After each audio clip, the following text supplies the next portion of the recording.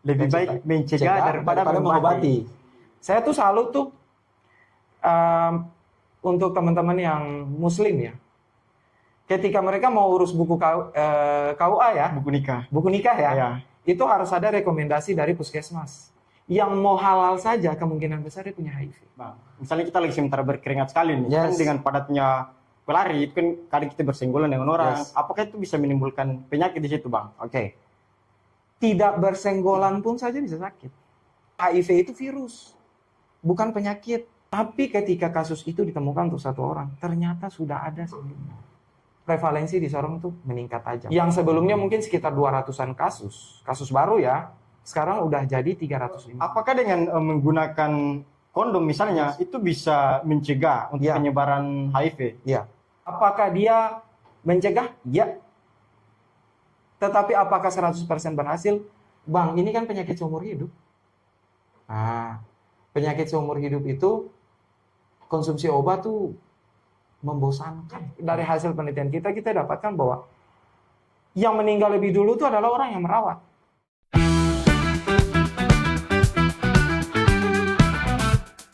Kembali lagi bersama kami di podcast Honai, Harmoni Nusantara Inspiratif. Kali ini kita akan berbicara mengenai kesehatan. Saya ditemani oleh Pak Alfa, tapi kayak macam panggil Pak ini masih terlalu muda begitu. Ya. Panggil abang saja. Pembahasan kita kali ini adalah HIV dan olahraga lari, menepis stigma masyarakat. Sebelumnya, saya banyak mereview di Instagramnya Bang Alfa terkait dengan kesehatan. Bahwa HIV itu ada obat yang tidak perlu menggunakan pil. Tapi untuk obatnya nanti kita kupas di pembahasan. Kalau Bang Alfa ini sebelumnya apa? Perawat kah atau memang murni dari akademisi? Mungkin bisa diceritakan terkait dengan proses jenjang sampai menjadi seorang akademisi. Karena kan kebanyakan orang-orang kesehatan ini kalau bukan jadi perawat, dokter. Nah itu kira-kira bagaimana, Bang? Oke, terima kasih sebelumnya.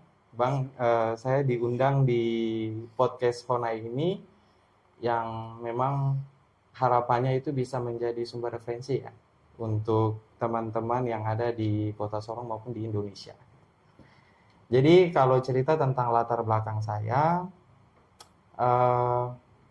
kuliah itu di Jogja, di Universitas Sarasvati Yogyakarta, mulai start tuh tahun 2007, kemudian sampai selesai di profesi itu tahun 2012 Desember, dan kemudian saya lanjut ke jenjang magister di Universitas Muhammadiyah Yogyakarta. Tapi di dalam perjalanannya itu kita juga residen di Thailand. Kemudian kembali saya selesai itu di wisuda tuh tahun 2016. Residen ini apa, Bang? Residen itu seperti koas di dokter, tapi sudah masuk di spesialisasi. Oh, spesialisasi begitu Ya, ya? kalau kita di S1 itu koas, namanya nurse. Gitu. Terus kemudian lanjutannya saya selesai itu, kemudian saya mulai rintis untuk punya pasien-pasien juga di luar gitu. Jadi kita harus balance tuh apa yang kita dapat di kampus, kemudian harus kita aplikasikan ke masyarakat. Jadi saya punya pasien juga khusus untuk luka diabetes. Khusus luka diabetes apa ya? Khusus luka diabetes. Kemudian karena saya punya spesialisasinya, gitu. Ada hipnoterapi juga khusus yang perawat. Nah, jadi sampai hari ini pun juga saya masih punya pasien yang khusus untuk luka diabetes gitu. Oh, berarti sembari mengajar, sembari melakukan Betul sekali. kerja-kerja profesi, Bang? Ya, karena memang harus ada korelasi, itu ada hubungannya. Apa yang kamu ceritakan di kampus itu harus memang terimplementasi di masyarakat. Itu harus ada timbal baliknya seperti itu. Tapi kenapa sekarang memilih aktif di media sosial, Bang? Khususnya edukasi kesehatan. Ya. Jadi Kita akademisi, tugasnya tuh adalah berdiri di tengah supaya masyarakat itu tidak mendapat informasi yang setengah-setengah. Clipper 15 detik ini bahaya sekali. Itulah ya Bang. Ya. Jadi mereka cuma mengambil apa namanya ya, kalau kita bilang dalam strategi komunikasi itu hook-nya aja sama call to action. Tapi prosesnya itu mereka nggak pernah tahu. Nah, tugas kita akademisi itu adalah mengarahkan yang sebenarnya itu apa sih? Gitu. Jadi saya mengarahkan itu berdasarkan bukti ilmiah. Gitu. Cocok. Karena memang kan kita lihat perkembangan digital di seluruh dunia Bang, itu kan seluruh aktivitas baik itu milenial, ibu-ibu, Gen Z, Betul kan sekali. aktivitasnya di digital. Yes, betul sekali. Nah, kan berbicara tentang kesehatan ini Bang, apalagi kan kita anak muda ini kan banyak aktivitas, begadang. Betul. Kira-kira apa yang menjadi indikator supaya kita punya kesehatan itu tetap terjaga di usia lanjut, misalnya di Betul. usia 40-an, 50-an itu kira-kira indikatornya apa Bang supaya kita punya kesehatan itu tetap terjaga? Yes. Oke, ini menarik nih. Jadi memang karena kebetulan background saya adalah perawat, terus kemudian kita bekerjanya juga di bawah Kementerian Kesehatan Republik Indonesia. Kita melaksanakan program Kementerian Kesehatan, gitu ya. Jadi ketika akademisimu harus bisa diimplementasi ke masyarakat. Nah, terkait dengan pertanyaan Abang tadi, saya harus bikin apa supaya yang saya lakukan sekarang itu di kemudian hari saya bisa tuai hasilnya baik. Ya, Karena kan konsepnya itu adalah kamu kamu tabur baik, kamu tuai baik. itu baik. Nah, jadi sebenarnya gini, kalau kita bicara soal program Kementerian Kesehatan ya, kita memang sekarang fokusnya itu adalah ke penyakit tidak menular. Karena memang itu insidennya tinggi sekali di Indonesia maupun di dunia. Nah, untuk saya kira kalau penyakit menular sedunia sudah pernah merasakan pada waktu COVID. Gitu. Nah, kalau kita bicara soal manifestasi, apa yang saya kayak kehidupan kita tuh kan kayak bank ya. Kita nabung sekarang, panennya nanti kan gitu. Kayak nabung saham lah kayak gitu ya. Nah, jadi sebenarnya intinya tuh adalah tubuh ini dia punya mekanisme namanya self healing. Jadi tubuh itu dia bisa menyembuhkan dirinya sendiri. Karena manusia tuh sudah diciptakan itu kamu harus mampu beradaptasi. Kamu nggak lakukan apapun, tetap ada penyakitnya. Contoh cuaca, udara yang kita hirup, itu tuh sebagai tabungan. Kalau seandainya tiap hari kita kena cuaca panas, terus kemudian kita hirup udara yang oksidasinya tinggi gitu ya, karbon dioksida dan kawan-kawannya, itu sebenarnya kan tabungan-tabungan kecil yang itu bikin berbahaya di kemudian hari. Nah, kira-kira untuk mencegah itu gimana Bang? Supaya menjadi tabungan jangka panjang begitu. Salah satunya adalah olahraga. Salah satunya olahraga ya? Ya. Tapi olahraga itu bagian dari situasi jasmani ya. Untuk jasmaninya kita, untuk raganya kita kan olah dan raga. Berarti memang ada aktivitas untuk raganya kita itu bekerja aktif gitu ya. Tapi di sisi lain juga ada psikologis. Psikologis juga menunjang. Jadi mens sana in corpore sano, kalau Abang masih ingat. Waktu kita kecil itu diajarkan di dalam tubuh yang sehat terdapat jiwa yang sehat. Maupun yang sebaliknya. Jadi salah satunya adalah olahraga Bang. Jadi ketika kita terbiasa untuk mengolah jasmaninya kita, berarti di kemudian hari kalau otot kita udah luas ya, di kemudian hari kita punya otot dan pembuluh darah itu pasti akan luas dan peredaran darah dalam tubuh tuh enak. Jadi berbicara tentang olahraga nih Bang, kita lihat kan disorong banyak entah ini sebagai FOMO atau memang antusiasme masyarakat untuk melakukan olahraga lari, itu itu kan lagi meningkat di Sorong nih. Yes, betul sekali. Nah, kira-kira olahraga lari ini apakah itu bisa menjadi suatu tabungan untuk di usia senja nanti, Bang? Oke. Kalau saya bisa, ya. Secara akademisi, saya mengatakan bahwa disclaimer dulu ya, kita bicara dari sisi akademisi ya. Bisa, dan itu diwajibkan. Diwajibkan, Bang, ya? Diwajibkan. Jadi memang kita punya tubuh ini, kalau tidak sering digunakan, maka dia akan kaku. Paham ya? Jadi dia akan kaku tuh. Dan saya tuh berterima kasih sekali untuk pemerintah Papua Barat Daya dan Kota Sorong ya. Sudah bisa menyediakan fasilitas olahraga sekaligus rekreasi untuk masyarakatnya tetap sehat. Karena memang inti dari olahraga itu adalah rekreasi menurut definisinya. Olahraga itu adalah sebuah rekreasi. Jadi ketika pemerintah itu bisa menyediakan tempat, maka masyarakatnya bisa berekreasi sekaligus membuat tubuhnya tetap sehat. Nah, terkait dengan FOMO teristimewa lari ya. Iya, lari. Lari banyak Kan sekali. kita lihat itu hampir setiap sore, Yes. apalagi kalau hari Minggu di Tembok Berlin. Itu banyak sekali, dan hutan mangrove, Iya. alun-alun Alun-alun. kabupaten gitu ya. Nah, gini teman-teman. Kita harus bagi juga klasifikasi untuk olahraga ini. Nah, FOMO masuk di mana? Nanti saya jelaskan. Jadi, olahraga itu dia terbagi atas 4. Dari sisi penggunanya ya. Yang pertama, itu adalah pemula. Pemula itu anak-anak yang suka rekreasi. Lompat tali, terus kemudian berlari-lari. Itu adalah pemula. Kemudian masuk step kedua itu adalah partisipan, partisipasi. FOMO masuk di sini. Berarti FOMO masuk dalam FOMO kategori masuk di partisipasi. sini. FOMO masuk di sini. Jadi mereka berpartisipasi untuk melakukan olahraga itu.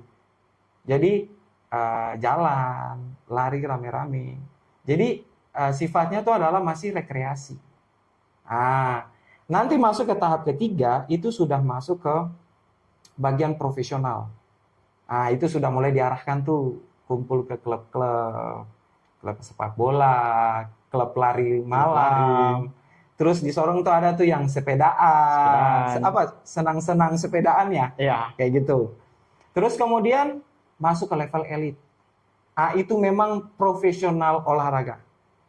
Profesional olahraga mereka bisa jadi pemain sepak bola, pelari, pelari maraton, ada diving dan sebagainya. Nah, makanya teman-teman yang lari di Kota Sorong ini, saya nggak bilang FOMO, tetapi mereka itu masuk ke dalam bagian partisipasi yang sebenarnya mereka sudah sadar bahwa baik untuk saya. Gitu. Cocok. Jadi Bang, maksudnya di intensitas lari itu kan orang semua misalnya nih pada saat kita lari itu kan kita tidak sengaja bergesekan dengan orang. Betul. Apakah itu bisa menimbulkan penyakit, Bang? Misalnya kita lagi sementara berkeringat sekali nih, kan dengan padatnya pelari itu kan kadang kita bersenggolan dengan orang. Apakah itu bisa menimbulkan penyakit di situ, Bang? Oke. Tidak bersenggolan pun saja bisa sakit. Berarti kalau bersenggolan bisa menyebabkan penyakit, Bang? Kenapa tidak? Bisa, tapi tergantung imunitas kita. Tergantung imunitas. Ya, saya kasih contoh. Kalau seandainya imun kita lagi rendah, penyakit apapun masuk bisa. Contoh nih, flu, terus kemudian TBC. Teman-teman, supaya ketahuan teman-teman tuh, bahwa TBC, bakteri TBC namanya Mycobacterium tuberculosis ya, dia tuh terbang loh di udara. Bahkan mungkin kita ada di dalam ruangan ini saja tuh, bakteri TBC itu ada. Dia terbang kemana-mana. Nah, tapi kan tidak semua orang terkena penyakit TBC itu kan. Nah, kenapa? Karena kita punya tentara dalam tubuh. Namanya sistem imun itu. Orang lari, kan pasti semuanya bernafas. Apalagi dia bernafasnya cepat. Karena kebutuhan energi yang proses pembakaran ya. Anggap aja napas yang cepat yang keluar itu kan kayak asap knalpot gitu. untuk tubuh kita ya. Saya Iya. mengandai-andai kita punya tubuh itu seperti motor. Semakin diinjak atau ditarik gasnya penuh, berarti ada asap pembuangannya yang tinggi sekali. Tinggi sekali. Karena perputaran piston di dalam tuh kencang sekali. Jantung kita tuh piston. Asap knalpot itu adalah pembuangan. Jadi orang di belakangnya kita itu lari. Kalau kita punya bakteri TBC itu ada, bisa masuk. Bahkan tidak bersenggolan. Bahkan tidak bersenggolan itu Yes.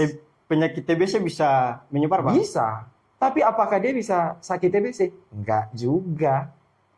Karena sistem imunnya lagi kuat. Oh, berarti untuk penyebaran penyakit ini tergantung dari Sistem imun manusia ya? Iya. Itu kan, makanya saya bilang Tuhan itu dia baik, dia ciptakan tentara untuk tubuh manusia. Itu yang tadi saya bilang konteks di awal itu adalah self-healing. Self-healing. Yes. Nah, Bang, berbicara tentang penyakit ini, kan selain TBC yang Abang sebutkan tadi, itu ada penyakit yang familiar di kalangan anak muda di Kota Sorong. Itu penyakit HIV. Yes. Nah, kira-kira penyakit HIV ini sama dengan TBC tidak untuk sistem penyebarannya? Misalnya kan tadi disampaikan bahwa TBC itu bisa menyebar melalui udara. Yes. Nah, kira-kira HIV bagaimana, Bang? Oke. Jadi saya koreksi dulu nih. Ya. Ya, supaya ini juga untuk teman-teman semua di Kota Sorong maupun yang di Indonesia ya. Supaya tahu bahwa HIV itu virus, bukan penyakit. Ya. HIV itu namanya human immunodeficiency virus. Human itu bahasa Indonesianya manusia.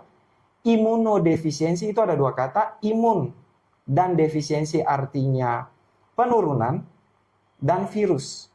Jadi imun yang menurun pada manusia. Penyakitnya namanya AIDS. AIDS. Iya. Orang yang ada virus HIV-nya belum tentu dia akan sakit AIDS. Belum tentu. Kalau dia rajin minum obat. Oke? Sampai di situ ya. Bisa-bisa. Oke. Terkait apakah orang dengan AIDS itu, penularan antara AIDS dengan TBC sama? Nggak sama. TBC itu tuh tergantung dari sistem kebersihan, ya, dan sistem imun. Kenapa saya bilang kebersihan? Jadi di awal tadi saya sudah bilang bahwa bakteri. Jadi yang perbedaan pertama itu adalah TBC itu karena bakteri. Namanya aja Mycobacterium. Sedangkan HIV itu virus. Ini dua hal yang berbeda. Bedanya di mana, Bang, antara Oke. virus dengan bakteri itu? Soal kalau bakteri itu kita bisa lihat. Pakai mikroskop itu bisa lihat. Bakteri kayak kuman itu bakteri. Sedangkan kalau virus itu masuk di dalam sel. Apakah kita bisa lihat? Bisa, pakai alat. Ya, alatnya tuh canggih sekali. Karena itu masuk di dalam, Abang kalau masih ingat kromosom, di dalam kromosom itu ada namanya DNA. Saya punya kulit coklat begini beda dengan Abang itu karena kode genetik. Kode genetik ya. Disebut dengan DNA. Jadi, kalau TBC itu karena bakteri, bakterinya berhamburan dan berterbangan gitu. Sedangkan virus itu harus ada kontaknya. Kontak langsung begitu, Bang? Yes. Nah, dari komponen penyebabnya saja sudah beda. Yang satu virus, yang satu bakteri. Apalagi cara penularannya. Kalau TBC itu karena kebersihan. Contoh nih, teman-teman, anak-anak muda, kalau seandainya kamarnya itu terlalu pengap, tolong dijemur kasurnya. Kalau punya baju berkeringat, tolong dijemur. Ya. Jangan ketika pulang beraktivitas, langsung tidur. Atau contoh nih, pulang mabuk, tiba-tiba sudah pusing, langsung tidur. Langsung tidur. Aduh, keringatnya itu, dia akan hinggap di kasurnya kita. Apalagi kamarnya kita itu tertutup dan lembab. Itu suka-sukanya bakteri itu. Dia akan berkembang biak tambah banyak. Dan kemudian orang itu, kita tidak tahu ya, kadang imunnya lagi bagus, kadang imunnya lagi turun. Tiba-tiba, kok saya batuk-batuk nggak jelas. Malam saya keringetan, ya sudah. Batuk-batuk, enggak, mungkin cuacanya lagi nggak bagus. kok saya tiba-tiba kurus. Ketika cek dahak di puskesmas, positif. Positif. Nah, kalau virus, nggak bisa, HIV. Jadi saya ceritakan dulu nih teman-teman. HIV, dulu penyebabnya, itu ada banyak sekali. Yang pertama itu adalah soal transfusi darah. Terus kemudian ada soal penggunaan jarum suntik kalau orang yang pakai narkoba ya. Ya, itu tren di sekitar tahun-tahun 2010 Ya, ke bawah lah Bang. betul, itu nggak salah tuh. Selanjutnya kontak seksual. Jadi nggak bisa tiba-tiba tuh langsung, oh ya saya pegang tangan, berpelukan, terus langsung kena HIV, tertular HIV, nggak bisa Pak. Kalau TBC iya. Kita simpan dulu untuk Yes. penyebarannya Bang. Yes. Nah, kan kita berbicara terkait lari tadi nih Bang. Apakah lari ini juga direkomendasikan untuk seorang pengidap HIV dan TBC Bang? Oke. Karena maksudnya kan berbicara tentang imun tubuh, kita melakukan aktivitas Betul. yang sangat padat, itu pasti kan kita punya imun turun ya. Betul. Atau seperti apa Bang? Sebenarnya orang yang pengidap HIV itu sama aja kayak orang pada umumnya normal. Cuman kode genetik yang tadi saya bilang DNA-nya itu. Jadi setiap orang tuh dia punya kode genetik. Dan pada umumnya semua manusia itu sama, ada 4. A, T, G, C. A, T, G, dan C. Jadi virus HIV ini masuk untuk membuat kode genetik ini berubah. Berarti membuat semacam error begitu kalau di server. Jadi kalau teman-teman kita ingat waktu COVID ya, Ya. ada virus baru, COVID tipe ini, obatnya, vaksinnya berubah. COVID tipe ini, vaksinnya berubah, mereknya berubah lagi. Karena memang kinerjanya virus begitu. Jadi, orang HIV selama kadar imunnya di dalam sel itu masih normal. Jadi ada namanya CD4, kodenya CD4. Jadi CD4 itu harusnya di atas 500. Biasanya kita kasih range normal untuk dia bisa terima obat atau dia hidup seperti biasa. Dia punya CD4-nya itu harusnya 500 sampai 1600. Ada beberapa literatur bilangnya 1500. Tapi kita pakai range 500 sampai 1600. Itu mereka akan beraktivitas seperti biasa dan dikasih obat namanya ARV, itu masih bisa berespon. Kayak kita sakit flu, dikasih obat flu, terus flu kita sembuh. Kayak gitu. Nah, apa bedanya dengan orang normal? Sama aja. Berarti tidak jadi masalah ya Bang kalau mereka melakukan aktivitas yang berat, Yes. seperti olahraga lari. Betul, nggak ada masalah. Kan tubuh kita orang normal tuh ya, disarankan untuk beraktivitas olahraga nih ya, itu disarankan 30 menit per hari. Ya, 30. Kalau orang normal, itu disebutnya itu adalah 30 menit per hari, kecuali dia tidak punya obesitas. Kalau obesitas, disarankan untuk lebih dari itu.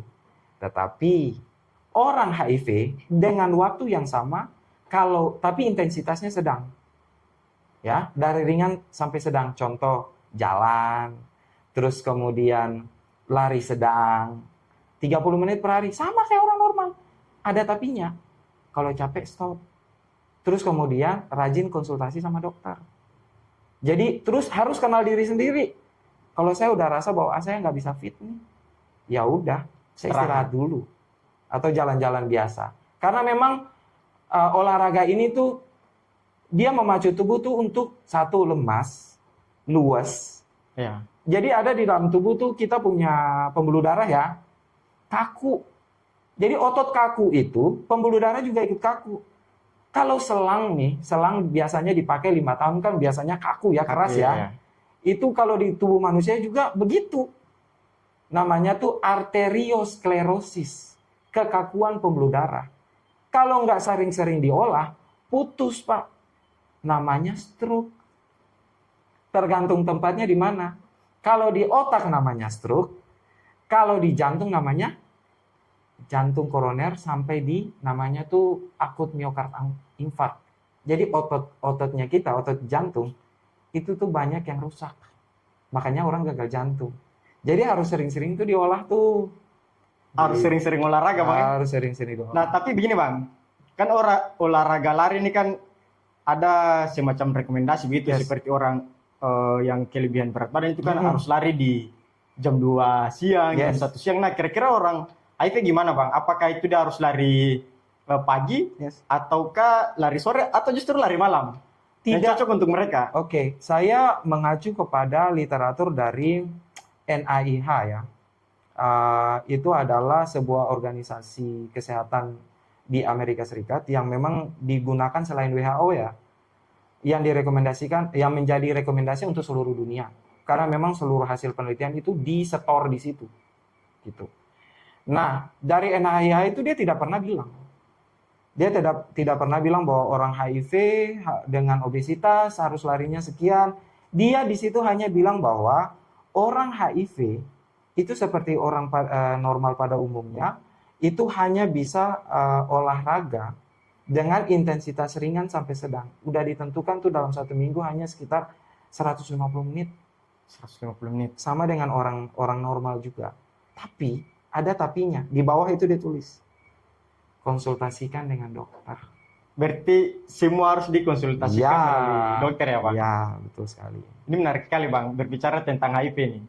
Nah, sebenarnya HIV ini munculnya kapan, Bang? Sampai dia menjadi penyakit yang begitu familiar di kalangan masyarakat. Yes. Bahkan sebelum COVID ada itu HIV sudah ada di luar. Betul. Dan menjadi familiar sekali. Betul. Dan sampai sekarang, Yes. bahkan COVID sudah berlalu, HIV masih menjadi penyakit yang memang begitu ganas. Ya, ya. Jadi kalau dibilang HIV itu ganas nggak juga. Oh, tidak juga, Bang, ya? Nggak juga. Jadi ini kita memutus stigma ya. Iya. Nah, saya ceritakan dari awalnya dulu bahwa dari sepengetahuan kami ya, disclaimer dulu nih. Siapa tahu mungkin saya salah. Jadi kalau berbicara tentang HIV itu pertama kali itu ditemukan di Afrika ya. Afrika, ya? Katanya sih transmisinya tuh dari hewan.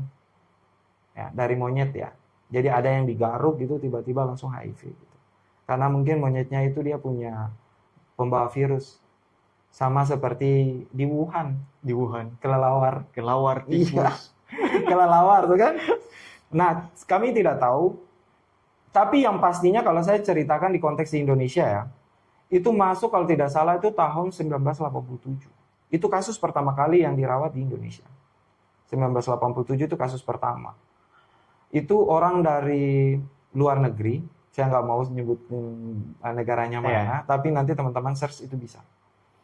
Jadi kasus pertama itu ditemukan di rumah sakit di Bali. Itu ada kasus HIV pertama kali, tapi ketika kasus itu ditemukan untuk 1 orang, ternyata sudah ada sebelumnya. Jadi kemungkinan besar itu sudah ditularkan terlebih dahulu. Berarti sebelum 1987 itu mungkin sudah ada penyebarannya. Tapi baru terdeteksi di Yes. 1987. Jadi orangnya ini dia sudah mungkin berhubungan seksual dengan orang-orang. Salah satunya ditemukan tuh waria. Ya. Salah satu ditemukannya tuh waria. Jadi pas ditemukannya itu tapi udah terlambat. Sudah terlanjur menyebar. Terlanjur menyebar. Dan akhirnya booming lah se-Indonesia gitu. Itu ceritanya. Nah, ini menarik, Bang. Kan tadi Abang sempat singgung itu terkait dengan penularan HIV. Nah, kira-kira apakah penularan HIV di awal itu sama dengan penularan yang sekarang nih? Kayak misalnya jarum suntik, Yes. hubungan seksual. Ya. Nah, apakah ada perkembangan begitu dari Ya. sistem penularan HIV? Oke. Sebenarnya kalau bicara soal HIV ini menarik. Sangat, Bang. Karena kecanggihan teknologi itu kelihatan sekali untuk salah satu penyakit ini ya.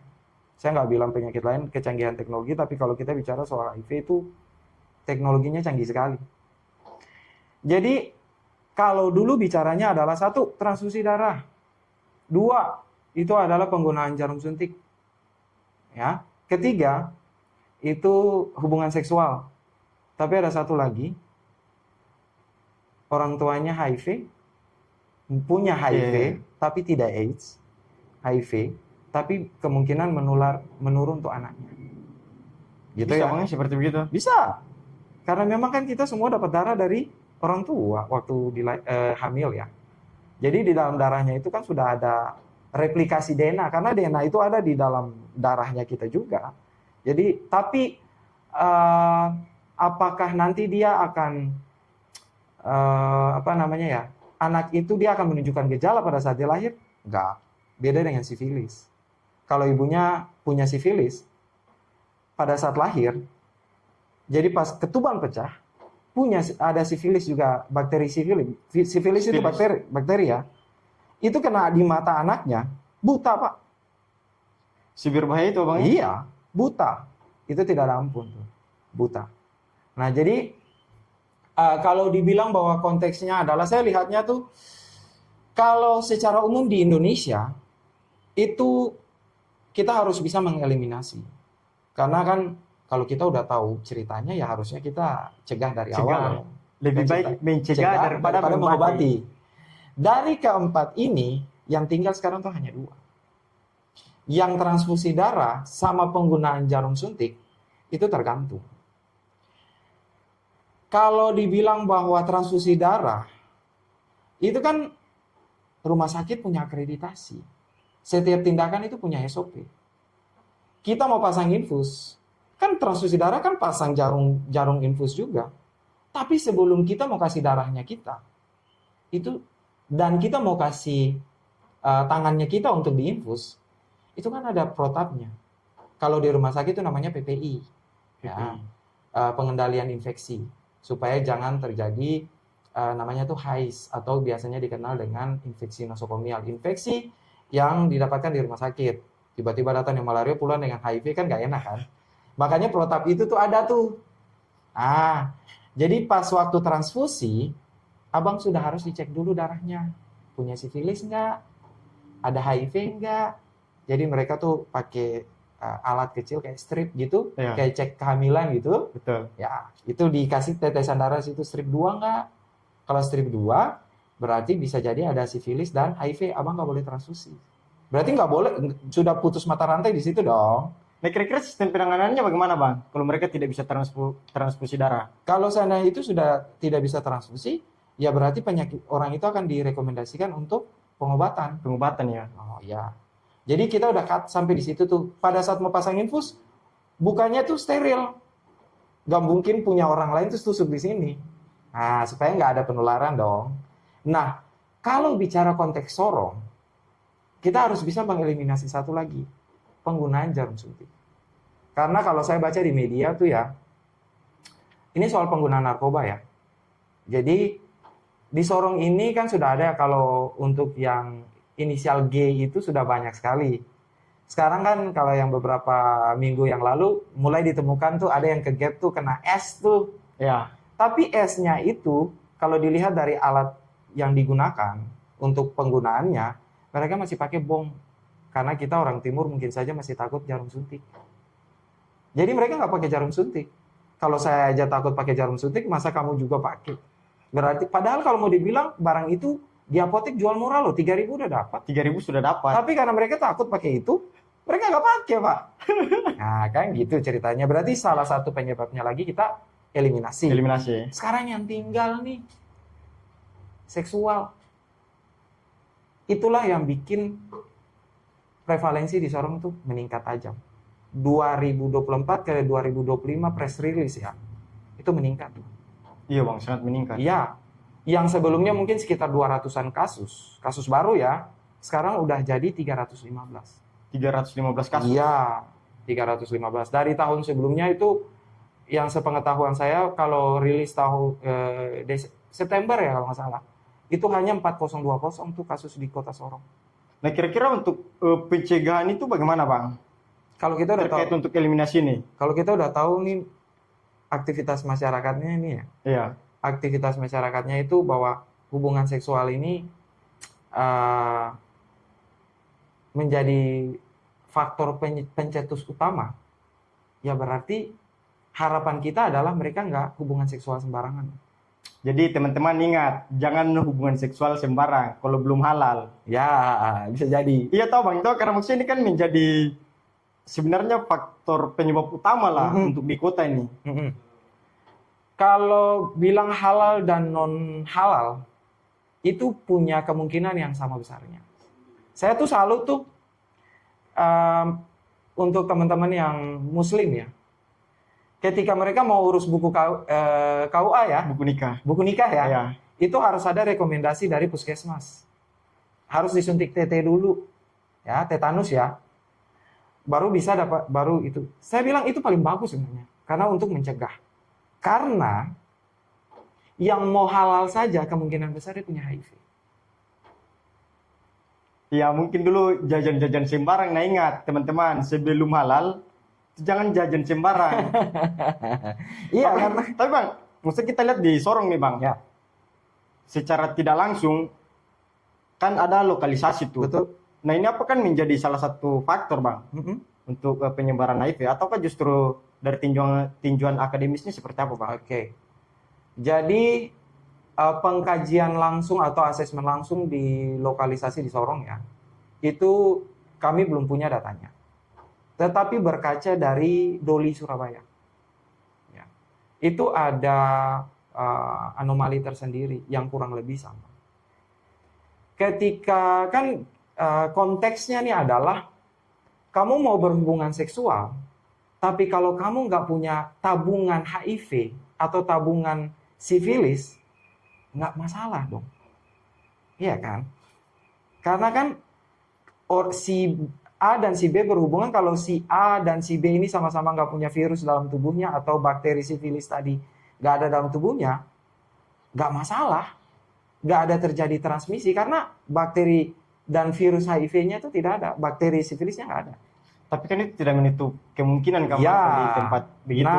Nah kira-kira pencegahannya bagaimana? Jadi bang? ceritanya nih, kalau dari segi kesehatan, untuk konteksnya adalah lokalisasi, itu ada plus minusnya. Minusnya adalah dia merupakan tempat untuk penyebaran kemana-mana yang tidak terdeteksi. Ya. Tetapi orang-orang yang di dalam ini pasti kita dari fasilitas kesehatan, entah puskesmas atau dinas kesehatan, itu sudah melokalisir mereka ini. Jadi ada program kalau kamu belum HIV atau belum pernah punya penyakit kelamin gitu, disosialisasikan. Tolong kalau saya ada klien datang, itu tolong pakai kondom. Itu yang pertama. Yang kedua, kalau memang mereka ini sudah HIV, ya tetap juga satu, mereka diberikan ARV obatnya, gitu ya, supaya mereka tetap hidup, mereka tetap sehat, walaupun manifestasi HIV-nya masih ada dalam tubuh, tapi mereka tidak akan terjadi AIDS. Yang kedua, mereka ketika disosialisasikan untuk pakai kondom, mereka tidak menyebarkan untuk orang lain. Nah, kita tahu tuh oknum-oknumnya siapa ada di dalam. Itu terlokalisir. Yang jadi persoalannya itu adalah ketika tempat itu dihancurkan kayak kasus di Surabaya. Orang-orang ini kita mau cari di mana? Berarti tidak akan menyebar bang ya? Menyebar. Tapi gini bang, apakah dengan menggunakan kondom misalnya itu bisa mencegah untuk penyebaran HIV? Iya. Jadi kan teman-teman, ini supaya teman-teman tahu juga bahwa kondom itu tidak harus untuk laki-laki saja. Tapi kondom itu juga ada untuk perempuan. Itu booming tuh pada saat Piala Dunia di Afrika Selatan kalau masih. Di Afrika Selatan ya? Ya, itu kondom untuk perempuan mulai diluncurkan di sana. Apakah dia mencegah? Ya. Tetapi apakah 100% berhasil? Dalam penelitian tuh ada yang namanya 0,5. Berarti tidak sekali punya. Ya, pasti ada kekurangannya. Contoh tiba-tiba kondom robek. Kita nggak tahu. Ataukah memang dalam prosesnya itu memang mungkin saja ada yang nggak usah lah. Itu tuh yang masalahnya tuh di situ, ketidakkonsistenannya orang itu. Atau mungkin tiba-tiba kliennya paksa untuk nggak boleh pakai kondom. Gitu ceritanya. Nah, serba salah kan? Serba salah bang. Nah, berbicara tentang HIV nih bang. Kira-kira gejala awal HIV itu apakah sama kayak seperti orang TBC begitu bang? Kayak misalnya orang TBC kan batuk, kemudian berdahak. Nah, kalau orang HIV gimana bang? Jadi orang AIDS, nah ya, kalau sampai dia sudah imunnya sudah turun dan kita harus lakukan penanganan, diberikan ARV dan sebagainya itu, sampai dia masuk ke vonis AIDS, itu tuh teman-teman harus tahu bahwa ketika disebut dengan AIDS dan dia akan meninggal karena AIDS, itu tuh dia akan menunjukkan bukan penyakit AIDS-nya yang membuat dia meninggal atau sakit, tetapi penyakit-penyakit penyerta. Salah satunya TBC. Gitu ya. Jadi contoh sariawan full di mulut, nggak bisa makan. Akhirnya apa? Kurus. Oh, itu gejala awal ya, Oh Bang? iya dong. Jadi TBC, batuk bisa. Lemas-lemas, meriang, iya. Itulah kenapa teman-teman, kalau teman-teman lihat di rumah sakit itu ada namanya pojok dots di rumah sakit. Itu khusus untuk orang yang TBC. Ya. Ketika abang merasakan gejala TBC, pergi ke pojok dots, pemeriksaannya tuh rangkap. HIV sama TBC. Berarti rumah sakit sekarang sudah menyediakan itu, Bang? Sudah dari lama. Kalau untuk di puskesmasnya, Bang? Di puskesmas juga. Sudah menyediakan Iya, semua fasilitas itu? ya. Jadi protapnya itu adalah siapa yang datang dengan gejala TBC harus rangkap pemeriksaannya. Jadi selain TBC juga HIV. Kalau anak-anak mah enggak, ya. Anak-anak itu harus di-tracking lagi apakah bapak ibunya HIV juga. Itu kan dilihat dulu riwayat medical recordnya. Jadi kalau anak-anak muncul dengan gejala flek atau TBC pada anak, kalau ibunya sama ayahnya itu nggak punya rekam jejak HIV, berarti aman tuh. Mereka hanya cek TBC-nya saja. Tapi kalau seandainya orang dewasa, Wajib untuk dicek itu, Bang. dicek. Nah, tadi Abang bilang bahwa salah satu gejala yang ditimbulkan itu sariawan yang berlebihan, kemudian demam. Nah, apakah misalnya nih, kadang kan ada orang yang sariawan tuh. Ya, Nah, apa itu kan bisa masuk dalam kategori atau tidak, Bang? enggak. Tidak ya. Jadi maksudnya yang membedakan antara sariawan gejala HIV dengan sariawan biasa itu seperti apa, Bang? Kalau sariawan biasa kan cuma 1 atau 2. Ya, Kalau untuk orang AIDS, full mulut sampai di lidah. Full mulut sampai di lidah, terus kemudian kelihatan putih sekali. Dan orangnya kurus. Ya. Kan nggak mungkin kan tiba-tiba langsung sariawannya full di mulut. Cuma gara-gara panas dalam kan. itu nggak mungkin sekali. Tapi kalau full di mulut terus tiba-tiba kurus, oh itu gejala itu. gejala. Nah, gini, Bang. Kita kan sudah berbicara terkait dengan gejala sama virus yang sudah menyebar dalam tubuh. Nah, apakah ada proses pengendaliannya, Bang? Jadi ceritanya ini kan pemerintah Indonesia ya. Mereka tuh punya program 95 kali 3. 95, 95, 95 ya. Ya. Yang pertama tuh adalah kita menemukan kasus. Ya. Orang yang HIV, dia harus tahu bahwa dia HIV. Itu 95% pertama. 95% yang kedua itu adalah orang yang HIV ketika dicek positif, dia harus dapat obat. Ya. Dan 95 yang terakhir itu adalah viral load. Jadi pengendalian virus dalam tubuhnya itu harus konsisten. 95%. Itu program pemerintah. Itu program pemerintah. Ya. Nah, kalau untuk obatnya sendiri, Bang, apakah ini diperjualbelikan secara umum atau hanya apa namanya gerai-gerai tertentu saja? Yes. Sekarang bukan gerai, tapi semua itu ada di fasilitas. Fasilitas ya. Bahkan saya salut tuh sama pemerintah Indonesia. Mereka punya progres. Itu sama juga dengan TBC. Karena ini kembali lagi ke manusia pada umumnya adalah konsistensi. Bang, ini kan penyakit seumur hidup. Nah, penyakit seumur hidup itu konsumsi obat tuh membosankan. Membosankan ya. Ya, lama-lama lupa. Padahal obat-obat ini harus tepat waktu. Nggak boleh alpa. Ya. Berarti obatnya berhentian begitu, Bang? Iya. Jadi makanya ketika kita menemukan namanya adherence, ya, kepatuhan. Ketika, orang-orang ini kenapa kok meninggalnya banyak ya? Oh, ini tidak patuh nih karena bosan, burnout, ya, bosan, capek. Akhirnya pemerintah Indonesia di setiap fasilitas kesehatan tuh mereka punya programnya tuh adalah setiap 7 hari obatnya habis, abang harus datang melapor untuk ambil obat baru. Dan itu gratis, Bang? Gratis. Itu gratis. Kal- Jadi Kalau untuk di Sorong sendiri untuk dapatkan obatnya di mana saja, Bang? di puskesmas ada, di rumah sakit ada, tapi tidak dijual bebas. Gitu. Jadi ketika 7 hari dikasih abang paket pertama nih 7 hari, 7 hari kemudian abang datang lagi ambil obat. Di situ kita udah tahu ada 2 hal yang abang masih hidup. Terus kemudian yang kedua itu adalah abang masih rutin ngambil obat dan abang masih sehat. Makanya dikasih program itu. Bahkan ini soal stigma. Kalau malu diantarkan ke rumah. Sampai segitunya Yes. pemerintah perhatian terhadap Ya. pengidap HIV, HIV. AIDS ini, Bang ya? Iya, diantarkan ke rumah. TBC juga begitu. Jadi kalau mereka kan punya kayak absen gitu ya. Jadi kalau seandainya, orang ini nih minggu kedua dia nggak datang, wah pergi ke rumah tuh, dicek. Tapi apakah data pengidap ini dirahasiakan oleh pihak rumah sakit atau justru gimana, Bang?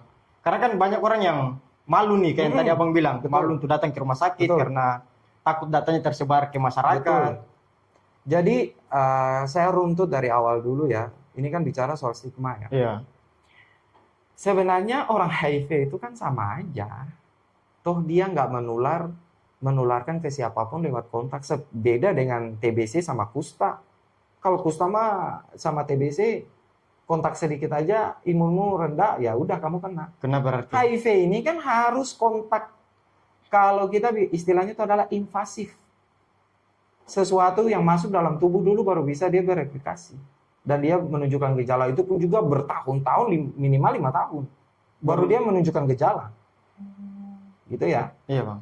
Tapi kenapa kok orang ini lebih takut antara dibandingkan TBC dan kusta dibandingkan HIV? Karena ada namanya stigma labeling. Kamu kena HIV karena hubungan seksual. Berbeda dengan TBC dan kusta. TBC dan kusta ini kan soal PHBS, pola hidup bersih dan sehat. Jadi bakteri itu yang masuk dalam tubuh karena kamu hidupnya nggak bersih, berarti bakterinya masuk dalam tubuh. Nah, orangnya kena 2 penyakit ini. Perbandingannya adalah yang satu karena hubungan seksual, karena kita di adat istiadat timur itu hubungan seksual adalah sesuatu yang dijaga benar, soal agama maupun tradisi. Sedangkan yang PHBS itu kadar normanya tuh nggak terlalu, ya kebersihan itu kan tergantung masing-masing orang. Tergantung masing-masing orang. Iya, makanya yang paling disorot itu adalah HIV. Begitu ceritanya. Nah, berbicara tentang obat nih, Bang. Itu kan saya sempat lihat di Abang punya Instagram. Betul. Itu ada obat yang ampuh juga selain Yes. obat pil itu. Itu Betul. kira-kira obatnya apa, Bang? Itu kan Abang sempat singgung juga Yes, di sempat saya singgung. sisi Itu awal tadi. berdasarkan hasil penelitian saya tuh tahun 2017 atau 2019 saya lupa. Jadi obat yang paling penting itu bukan cuma ARV yang dalam bentuk fisik, tapi dukungan keluarga itu menentukan sekali. Dukungan keluarga itu supaya orang ini tidak terkena HIV maupun pada saat dia kena HIV. Kenapa saya bilang seperti itu? Kita runut dari awal bahwa kalau anak ini dia bisa berhubungan seksual, berarti keluarga terdekat dan orang di dalam rumahnya, keluarganya, intinya, dia tidak punya cover yang baik terhadap anak-anaknya atau suaminya atau istrinya. Kalau orang dewasa dia pergi jajan di luar, karena dia punya uang. Karena kan, apalagi laki-laki ya, Iya. harta tahta wanita. Gitu ya, punya uang, punya jabatan, jajan. Kan begitu. Tidak semua. Oh, tidak semua. Gitu ya. Tapi kalau seandainya anak-anak, yang paling ditakutkan itu adalah ketika anak-anak itu bergaul bebas. Dia bisa melakukan apapun tanpa kontrol orang tua. Apalagi orang tuanya mungkin sudah sibuk, ataukah bahkan orang tuanya tuh punya ekonomi yang rendah. Yang penting saya tahu melahirkan, anaknya berkembang sendiri. Saya cuma tahu kasih makan, ya sudah kamu berkembang sendiri, dia bebas dan sebagainya. Dia pergi kenal siapa, nggak tahu orang ini tuh pernah berhubungan dengan orang HIV ataukah tidak. ya udah, pada saat dia kontak, saya sudah bisa nih, udah akil balik contohnya gitu, udah bisa nih, ya udah, kontak, tertular. Begitu. Nah, kalau orang yang sudah kena HIV, ketika ini kan soal, teman-teman harus ingat ya, bahwa orang yang sakit, sebenarnya lebih sakit itu adalah yang merawatnya. Bukan si yang sakitnya, atau si pasiennya. Yang paling sakit itu adalah merawatnya. Capek, Pak. Dan itu bisa, kadang tuh banyak dari hasil penelitian kita dapatkan bahwa yang meninggal lebih dulu itu adalah orang yang merawat. Bukan yang dirawat. Karena capek, Pak. Orang yang dirawat, dia kan nggak kerja, dia nggak menghasilkan. Orang yang merawat ini harus cari uang, harus kasih makan, dan sebagainya. Nah, karena saya juga pernah merawat orang dengan luka, saya harus kasih tahu. Dengan luka, itu anak-anaknya tuh ngindarin dia. Luka ini kan bau ya. Dan makannya orang diabetes itu kan harus dihitung. Capek, Pak, saya udah cari uang, capek. Terus kemudian saya harus datang, atur makannya lagi. Apa nggak gila saya itu? Nah, itulah yang membuat dukungan kepada pasien HIV ini atau penyakit-penyakit menahun ya, yang nggak kunjung sembuh, ini dukungannya itu menjadi menurun. Nah, di lain sisi, karena soal stigma tadi, abang punya keluarga HIV, termasuk abang juga akan dijauhi. Iya, kan itu stigma masyarakat. Labelnya bukan pada orangnya, Pak. Bukan pada orangnya saja, tapi pada keluarganya juga. Itu dicap buruk, Pak. Begitu. Tapi teman-teman harus ingat bahwa penyebaran HIV tidak segampang itu, bahwa Ya, dengan bersentuhan itu betul. tidak menyebarkan HIV. Kemudian bicara seperti saya dengan Betul. abang ini tidak menyebarkan HIV. Nggak bakalan. Yang penting jangan jajan sembarang, Betul sekali. jangan menggunakan suntik. Ya, Ya, Bang, ya. Ya, betul sekali. Jadi abang, kemarin kan itu sempat saya lempar ke media untuk mengajukan pertanyaan. Nah, ini ada beberapa pertanyaan dari pegiat HIV atau apa namanya, orang yang bergerak di bidang HIV. Yes. Nah, pertanyaan itu gini, Bang. Seberapa besar peluang Papua Barat Daya mencapai 95%, 95% ya. Ya. Oke. Jadi yang tadi saya sempat singgung di awal tuh bahwa Indonesia itu punya program 95. Betul ya? Jadi kalau dibilang bahwa apakah Kota Sorong, saya bicaranya Kota Sorong aja. Apakah punya progres? Ya, punya progres. Tapi apakah mencapai 95% untuk ketiga bagiannya? Masih ada 40 atau 35. Karena gini, berdasarkan saya analisis gitu ya, berdasarkan data yang kita lihat, terakhir data tahun 2025, jadi 95 pertama yaitu orang harus tahu bahwa dia HIV, itu baru 61%. Karena kan screening ya. Yeah. Jadi screeningnya kita itu ceritanya gini. Saya menimbulkan gejala, contoh TBC, saya datang periksa langsung recap antara TBC dan HIV, di situ baru saya tahu. Kalau saya masih belum menunjukkan gejala, saya nggak datang. Gitu ceritanya. Jadi baru didapatkan itu adalah 61%. 64%. 64% kita deteksi bahwa oh ya 61% orang sudah mulai terdeteksi. Yang awalnya sebelumnya itu sekitar 50%. Jadi ada peningkatan. Karena memang mungkin saja pada saat orang tes CPNS, dia cek darah, itu kan ada pemeriksaan kesehatan tuh. Apalagi tes PNS dan P3K kan belakangan ini kan masif sekali kan. Dan salah satu persyaratan itu harus ada pemeriksaan kesehatan. Nah, salah satunya itu juga ada cek darah. Ditemukanlah di situ, makanya lumayan meningkat tuh. Yang kedua, soal logistik obat. Jadi 95% kedua itulah orang yang terdeteksi HIV harus mendapatkan obat. Itu sudah 64%. Ya. Karena memang bersyukur sekali bahwa adanya dana otsus Kemudian ada JKN juga. Jadi logistik untuk obat ARV ya, antiretroviral untuk orang AIDS ini cukup tersedia lah begitu di Kota Sorong. Oke. Siap. Yang jadi jebloknya tuh adalah di 95% ketiga. Itu baru 53%. Karena memang kita masih mengandalkan rapid test yang tadi saya bilang kayak test pack itu. Sedangkan kalau mau pemeriksaan lanjutan itu kita kirim sampel darahnya itu minimal ke Makassar. Ke Makassar untuk Jawa Timur ya, Bang? Ya, karena dari media yang dipublikasikan, ya kita lihatnya di media ya, bahwa alat itu belum ada. Untuk kita di Kota Sorong? Ya, untuk pemeriksaan polimer itu. Jadi harapannya kalau seandainya fasilitas kita sudah baik, ataukah memang berdoa saja semoga ada rumah sakit umum pusat yang pendanaannya langsung dari Kementerian Kesehatan, kemungkinan besar alat untuk pengecekan itu ada supaya progres itu naik. Ya, mencapai 70, 80, kita udah bersyukur sekali. Tapi dengan catatan, stigmanya tuh kita turunkan dulu.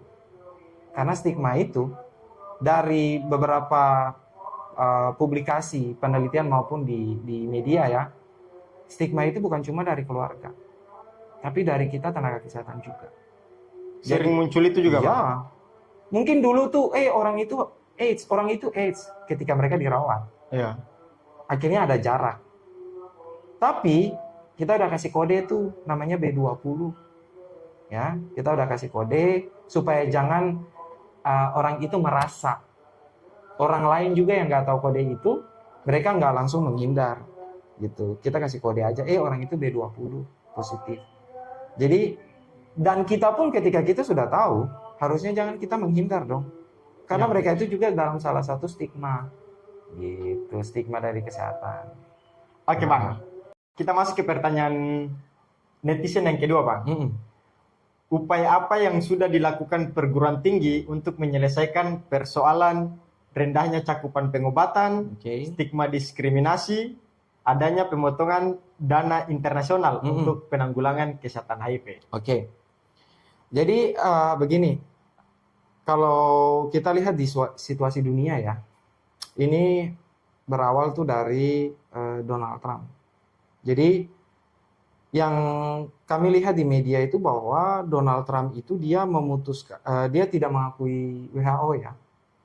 Terus kemudian dia malah lebih ke USAID-nya. Karena USAID itu adalah badan amal dari uang orang Amerika yang diperuntukkan untuk semua dunia. Yang untuk kesehatan, untuk beasiswa. Karena kan tidak semua dunia itu dia punya uang yang bisa, semua negara di dunia ini punya uang yang bisa mengcover situasi dalam negaranya. Akhirnya ada bantuan-bantuan dari negara yang berkelebihan. Jadi bisa dalam bentuk beasiswa. Nah ini USAID ini juga untuk membiayai salah satu programnya adalah penanggulangan HIV. Penanggulangan HIV. Ya, jadi ketika penanggulangan HIV ini orang mau bekerja kan butuh uang. Sekarang pendanaannya entah USAID-nya langsung kepada LSM-nya atau USAID melewati Kemenkes-nya, atau Global Fund gitu ya, Global Fund melalui kesehatan di Indonesia, organisasi kesehatan di Indonesia, itu kan untuk membiayai orang-orang ini. Nah, ketika kerannya di stop, ya bagaimana orang mau menemukan kasus baru kalau kan orang mau tracking kasus baru untuk mengatasi 95, untuk mencapai 95% yang pertama penemuan kasus baru, itu kan harus ada orang yang ngecek. Mereka itu butuh gaji. Itu jadi masalah tuh. Nggak ada pendanaan, terus siapa yang mau temukan kasus baru? Iya. Kalau untuk 95% yang kedua terkait orang yang sudah terdeteksi dan harus minum obat, itu kan nggak ada masalah. Karena pemerintah Indonesia sendiri mengalokasikan dana itu 20-30%. Bahkan didukung dengan dana otsus juga kalau saya lihat di referensinya. Untuk obat untuk orang HIV ini. HIV. Ya, jadi lumayan relatif aman juga. Cuman kan yang terakhir memang soal pemeriksaan itu kan dananya gila-gilaan. Jadi itu sekali sama berdampaknya, sangat sekali berdampak. Nah, apa tugasnya kita yang di akademisi? Sekarang kalau saya lihat itu kan ada yang ini kan makanya saya bilang kita harus rajin-rajin publikasi entah di website ataukah dalam bentuk jurnal penelitian gitu-gitu ya. Supaya kita bisa tahu bahwa oh kita sudah lakukan apa dan kita harus lakukan apa. Nah, ada 2 kampus yang ada di Sorong sini yang terpublikasi, disclaimer ya, terpublikasi. Itu ada Poltekkes Sorong sama Unimuda. Kalau yang saya lihat Unimuda itu terkait dengan mereka menganalisis itu pendanaan yang didapatkan alokasinya kepada kasus HIV ini itu sudah berapa banyak dan efektif ataukah tidak. Nah, terus kemudian mereka juga melakukan pendampingan untuk orang HIV juga supaya tidak mereka tetap menjalankan programnya, menjalankan pengobatannya, LSM-nya juga di kerjasama sama mereka untuk pendampingan gitu ya. Nah, sedangkan kalau yang di Poltekkes Sorong itu kan kerjasama sama KPA ya, KPA Komisi Penanggulangan AIDS itu dengan Yayasan Pelangi Maluku itu pernah datang untuk sosialisasi pencegahan HIV ya, di kalangan mahasiswa gitu ya. Selain itu juga karena kami punya keputusan bahwa hasil penelitian tahun ini harus dicari jalan keluarnya dalam bentuk pengabdian kepada masyarakat di tempat yang sama kamu penelitian itu. Supaya kita tahu kasusnya, tahu sebabnya, kita juga memberikan implementasi kepada mereka. Jadi tepat sasaran dong. Nah, gitu. Itu juga dilakukan oleh kami. Selain itu di dalam kampus itu juga kita tahu ilmunya. Jadi akhirnya sama-sama menjaga dan mencegah. Gitu.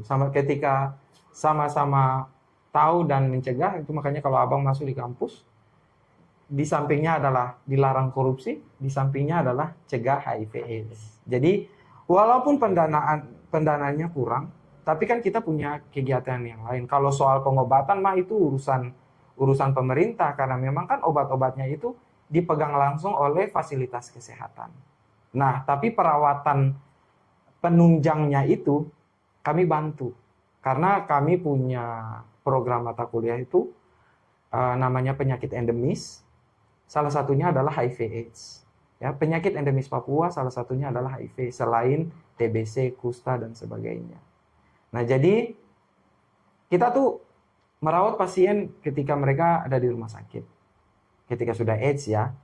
Terus kemudian kalau mereka ada yang di masyarakat ada komunitas ya berarti kita turun ke keluarganya. Itu satu mahasiswa dapat 1. Itu mereka akan turun kunjungan di situ. Mereka akan lakukan namanya tuh asuhan, mengasuh, melayani supaya kalau obat termasuk di dalamnya intervensinya itu adalah kalau obat habis harus pergi ke harus pergi ke fasilitas kesehatan. Apalagi fasilitas kesehatan sekarang itu dia punya program itu adalah jemput bola. Jadi mereka kasih obat tuh hanya 7 hari, mau TBC atau HIV, setiap 7 hari abang harus datang. Terus kemudian kita tahu yang pertama abang masih hidup, ya. Yang kedua itu adalah abang sehat-sehat. Nah, dan obatnya itu kita tahu, oh ya abang sudah minum obat minggu pertama selesai. Jadi kita lanjut ke obat minggu kedua, nanti kita akan checklist. Tiba-tiba abang hilang, akan abang dikunjungi di rumah. Bahkan kalau yang malu, mereka tuh datang ke rumah, Bang. Untuk ngantarin obat. Oh, antarin obat? Yes. Saya pikir dijemput untuk dibawa di karantina, Bang. Kayak apalagi COVID kemarin. Oh, tidak. Jadi, Bang, maksud tadi kan abang sempat sebut bahwa Poltekkes sudah melakukan tindakan misalnya kayak pendampingan. Nah, apakah ini semua pro dilakukan itu, Bang? Atau hanya prodi-prodi tertentu yang ada di Poltekkes yang melakukan pendampingan? Jadi, saya konteksnya di sini adalah keperawatan ya. Iya. Kalau yang dari keperawatan memang secara sisi keperawatannya kita merawat gitu. Namun kami punya program tuh namanya IPC, ya, Interprofessional Collaboration. Jadi 3 disiplin ilmu yang kami punya, itu tuh ada perawat gizi sama bidan. Kan HIV bisa mencakup 3 ini. Ketiganya ya. Yes. Secara sisi keperawatannya kita dapat, nutrisinya dikasih oleh orang gizi, penyakit menularnya dari ibu ke anak itu bisa ditangani oleh orang dari kebidanan. Oh, berarti mereka turun lapangan itu Yes. kolaborasi ya Bang, tidak Ya. secara penelitian individu begitu. Ya, jadi namanya tuh kan kita punya program namanya One Team One Family. Jadi satu tim isinya dari 3 program studi ini, satu-satu anak, satu-satu mahasiswa, itu mengintervensi satu keluarga secara komprehensif. Gitu, Luar Bang. biasa Poltekkes. Ya, ya. Kita masuk ke pertanyaan ketiga Bang. Mm-mm. Ini masih pertanyaan dari netizen. Yes. Bagaimana supaya kita tetap bisa berbaur kepada masyarakat Mm-mm. meskipun kita dalam kondisi HIV? Maksudnya kita Yes. berbaur seperti biasa, Biasa gitu. Kan gitu. biasa kita minder tuh untuk Mm. turun ke masyarakat langsung. Mm-mm. Saya orang ini tahu saya HIV, saya tidak mau berbaur dengan dia. Ya. Karena takutnya dia diskriminasi. Diskriminasi. Nah, itu kira-kira bagaimana, Pak? Ini kan soal stigma yang nggak mungkin bisa kita lepas. Saya harus mengakui itu bahwa memang variabel stigma itu variabel stigma karena persoalan adat ketimuran yang berbaur mungkin dengan agama. Karena kan yang tadi saya sudah jelaskan di awal bahwa soal PHBS kadar normanya lebih rendah dibandingkan dengan hubungan seksual yang menyebabkan perbedaan antara yang satu TBC dan kusta, yang satu HIV. Lebih keras orang berpikirnya soal HIV ini yang tidak baik karena hubungan seksual yang tadi itu. Cuman apakah orang itu harus kita kucilkan? Saya rasa tidak. Karena dia punya HIV di dalam tubuhnya, virusnya ada dalam tubuh, tapi dia seperti orang dewasa, orang normal pada umumnya, yang nggak apa-apa. Wong olahraga tadi aja dia disarankan sama dengan kita orang normal. Ini kan cuma soal stigma saja. Kalau dia rajin minum obat, tampilannya seperti orang biasa. Cuman memang stigmanya itu agak berat. Jadi stigmanya itu gini. Yang merawat kena label, yang dirawat juga kena label. Jadi saya mau bilang teman-teman, konsepnya di dalam kesehatan itu, bahkan penelitian menyebutkan bahwa yang lebih setengah mati itu adalah yang merawat dibandingkan dengan yang dirawat. Yang dirawat, dia tidak punya kemampuan untuk mencari nafkah contohnya. Menambah biaya, padahal butuh makan nih. Karena dia punya kemampuan tubuh yang di bawah. Sedangkan orang yang merawat, dia harus cari uang, datang kasih makan, dan sebagainya. Plus dia di label. Saya punya satu contoh ya, ketika saya merawat orang DM ya, itu si pasien tuh ditinggalin kelaparan, Pak. Karena memang anak-anaknya tuh capek. Gitu. Mungkin mereka capek, terus mereka nggak merawat tuh si pasiennya. Akhirnya apa? Meninggal. Begitu ceritanya. Jadi, karena memang apalagi untuk orang yang HIV ini, mereka mencari uang, ngerawat, atur makan, dan sebagainya, plus mereka dijauhi karena stigma tadi itu. Kita ngambil jalan tengahnya saja. Mumpung orang nggak tahu, kamu minum obat yang rutin. Supaya virusmu itu tetap ditekan. ARV tugasnya adalah menekan replikasi virus. Jadi orangnya tuh, kamu akan kelihatannya sehat-sehat. Tetapi kamu juga harus rasa-rasa bahwa saya tidak boleh menularkan untuk orang lain. Karena memang saya punya sesuatu dalam tubuh begini. Jadi kita tetap beraktivitas seperti biasa. Begitu. Ya. Baik, kita sampai di sesi terakhir. Nah, kira-kira nih Bang, bagaimana peran pemerintah, perguruan tinggi dan keluarga dalam upaya penanggulangan penyakit HIV supaya jangan terus meningkat setiap tahunnya. Betul. Jadi memang kalau kita bicara soal konteks di Sorong ya, itu kan untuk penemuan kasus baru di sini agak susah. Jadi kalau kita buka datanya itu 4.000 orang yang mengidap HIV di tahun 2025. Itu kan dari usia 20 sampai 39 tahun yang paling banyak kasusnya. Dan ada juga untuk ibu hamil juga tertular, ada sekitar 100-an kasus kalau nggak salah, 139 kalau nggak salah saya. Nah, ini kan penemuan kasus yang rutin begini kan sudah bagus nih. Tetapi kan kita perlu improve karena tadi capaian kita baru 61%. Dibandingkan dengan target kita harus 95%. Apa yang harus kita lakukan? Pemerintah, ini saya kasih saran nih, boleh diterima, boleh enggak. Tapi kalau dari perspektifnya saya, pemerintah kerjasama dengan NGO, LSM. Dalam hal, pemerintah sudah lakukan kegiatannya, LSM juga lakukan kegiatannya. Daripada kita ngeblok, ayo kita rangkul bersama. Kita cari jalan keluar sama-sama. Tambahanlah akademisi. Mereka melakukan penelitian. Supaya variabel-variabel yang menyebabkan atau berimpact terhadap kasus HIV ini kan bisa sama-sama kita atasi. Begitu. Jadi pemerintah punya pendanaan, mungkin LSM ini juga punya pendanaan yang entah sama atau entah berbeda. Akademisi juga punya pendanaan ya ujung-ujungnya dari pemerintah juga kan, sumbernya satu. Berarti sekarang itu kan kalau mau dibilang bahwa kita harus kumpul-kumpul untuk dulu bicara, menghabiskan uang yang sangat banyak. Kecanggihan teknologi seperti AI itu kan bisa menghimpun data. Jadi pemerintah bikin kegiatan apa, publis saja di internet. LSM bikin kegiatan apa, publis saja di internet. Akademisi bikin penelitian apa dan pengabdian ke masyarakat apa, publis di internet. Datanya semua tersedia. Tinggal siapa yang mau bikin policy brief. Supaya jadi kebijakan untuk pelaksanaan kegiatan di tahun berikutnya. Kita semua punya data, penelitiannya ada, tinggal bikin policy brief untuk jadi rekomendasi untuk kegiatan di tahun berikutnya. Itu secara umum. Tapi kalau sudah masuk di dalam pendidikan, ke keluarga, simple. Kita lihat tadi 20 tahun sampai 39 tahun.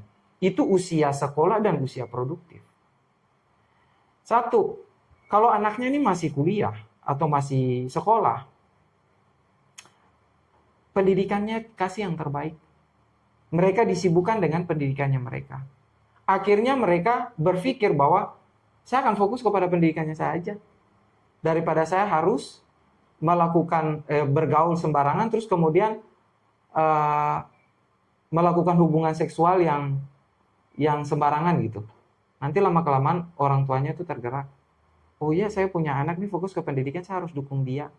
Secara tidak langsung itu dia memberikan pagar supaya anak ini dia tidak kemana-mana. Dan anak itu dia sudah terlanjur memagarkan diri sendiri dengan kemampuan intelektualitasnya. Saya kuliah sarjana. Gitu kan? Ini kan kasusnya 20 sampai 39 tahun. Jadi saya kuliah sarjana. Ya saya nggak mau sembarangan juga dong. Ya kan? Akhirnya ya saya nggak mau berhubungan seksual sembarangan, entah halal maupun yang belum halal kan gitu.